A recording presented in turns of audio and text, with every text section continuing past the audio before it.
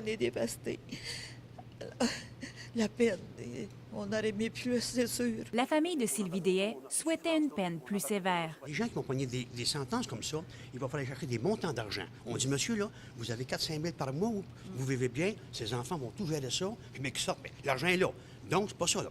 On va vous enlever un certain montant d'argent, c'est ça qu'il faut faire. Il faut toucher au portefeuille. Il ne reste que 48 mois de prison à purger à Pierre Courtois, compte tenu de sa détention préventive. Dans un peu plus d'1 an, il sera admissible à une libération conditionnelle. Il faut aider ces petites femmes-là pour plus que ça arrive jamais, ça. Jamais, jamais. On en voit trop. Chaque semaine, on en voit. Il faut prendre les moyens. La semaine dernière, l'accusé a reconnu sa culpabilité à un chef réduit d'homicide involontaire.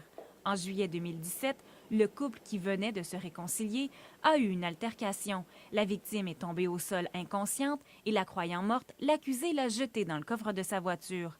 Paniqué, Pierre Courtois a contacté sa fille pour lui faire part de son intention de se suicider. Il a installé la victime sur le siège du passager et réalisé à ce moment qu'elle était toujours vivante. 15 minutes plus tard, il fonçait volontairement dans un camion remorque, tuant son ex-conjointe dans l'incendie de la voiture.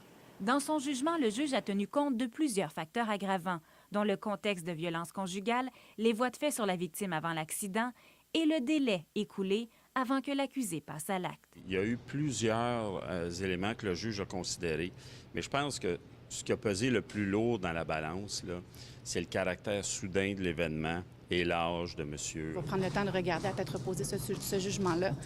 Maintenant, on souhaite que la fin des procédures puisse permettre à la famille de tourner la page enfin. Maintenant que les procédures judiciaires sont terminées, la famille de la victime espère commencer à faire son deuil. Charelle Traversy, TVA Nouvelles, Joliette.